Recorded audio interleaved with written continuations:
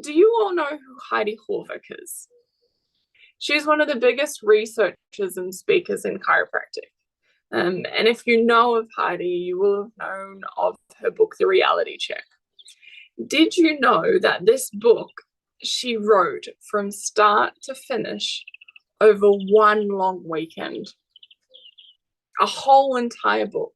Now, if you're like me, sitting down to write a book on a topic, even something that I find really exciting, is a feat. Now, I'm just talking about willing myself to the point of sitting down, not even writing a part of it. So, if she has the ability to do this in one weekend, there are a couple of conclusions that we can make. One, that she's a superwoman, which actually perhaps, if you know Heidi, you could categorize her that way. And the other is that perhaps I would suggest she was in a flow state. Now, this is what we're going to dive into, is the neurology of flow. Have you ever had a day in practice where you looked at your books and you were pretty full? You weren't super sure on your ability to fit everybody in, but then fast forward to the end of the shift and you look back and you feel like you just blinked your eyes and it was over. You looked back and you realized you were so in flow that everything fitted into place. You were busting subluxations well and with ease. If you've had a day like this, you have experienced flow within chiropractic, or being in the state of flow. When we look at the definition of flow, flow speaks to the ability to be effortlessly engaged. And often it brings a feeling of timelessness or time warping. You can be so involved in something and lose hours and it feel like just a second. Or you can be getting so many tasks ticked off the list and it only actually be a really small amount of time. And often this is because it's really challenging to be easily distracted when you're in the state of flow. In this state as well, we know that we're activating more of our creative part of our brain, and our self-judgment is actually diminished significantly.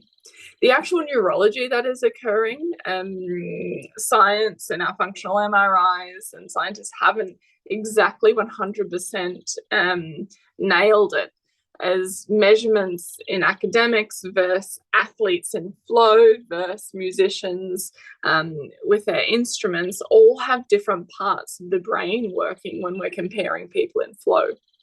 So the one thing that they all have in common, however, is that there is the stimulation of the default mode mechanism, which has been studied a lot in altered states of consciousness.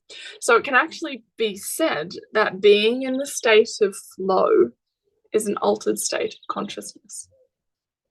So what is it?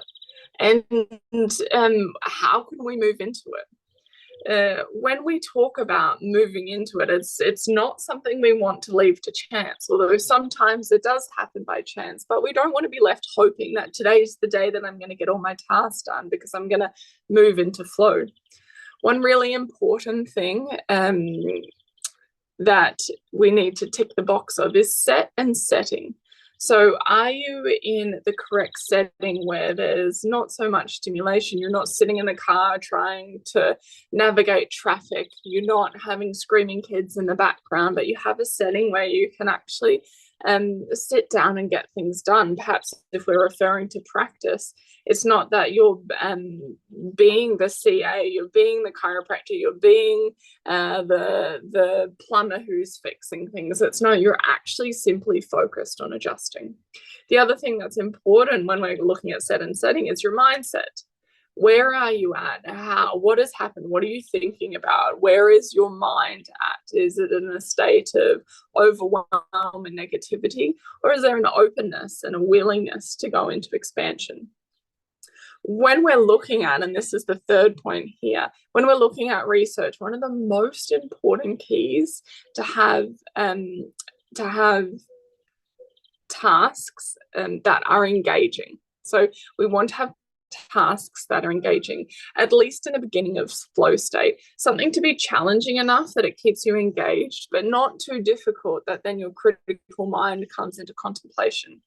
Another way to look at it, and what we dive deeply into within Quest is to ensure that there is a purpose or a why to what you are doing. If the monotonous task is not connected to a purpose, it gets too boring and it doesn't get done. If the challenging task is too overwhelming and you don't have the why to push you through, then it will land in the procrastination pile.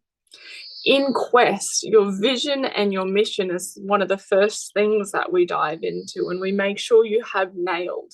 Because if we have a why, then what we're doing has a purpose and it inspires you. And getting into the zone of flow is something that just happens automatically. Because we're more likely to fall into flow when we manage to reach these tall feats. Whether it be getting through our paperwork or with our practice members or in our hobbies, or if we're in sport, if there is an intrinsic motivation. That intrinsic motivation comes from your vision, your mission, and your purpose.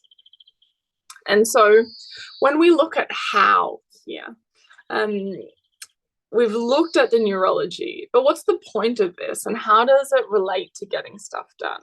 Surely there's more to it. And there is, you're right.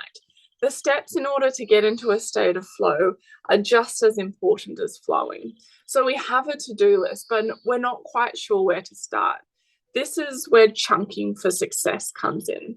Having a task and breaking it down into the simplest possible steps or to-dos, making it easier so our mind doesn't go into critical overwhelm. The next step is taking these tasks and moving them into your diary, because you might have a list a mile long, but if you're not actually putting it into your diary, there's just no time for anything. And can I tell you a secret? Nobody ever has time. One has to make time. And this is where the default diary comes into play. We spend a lot of time talking about the 2 to 5% rule. Now, this is where we have usually about 100 hours of usable time each week. We talk a lot in Quest about the 2 to 5% rule, where we spend 2 to 5 hours a week not working in your business, so not working you as the chiropractor, but you working on your business and you spending time in your vision and your mission and with your purpose statement, working on your vision and on the business. And this is where we start to see big expansion. So moving your to-do list into your diary and using those 2 hours a week actually to create space to tick off the perhaps unurgent but really important things. Because if we don't have that space, what we tend to do is tick off the urgent but unimportant things.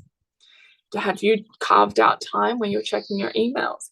Have you carved out time when you're not checking your emails?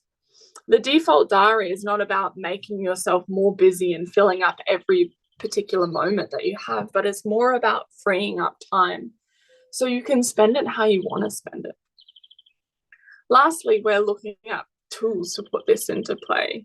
So we're not sitting here with the time that we've carved out and then procrastinating and scrolling through our phone.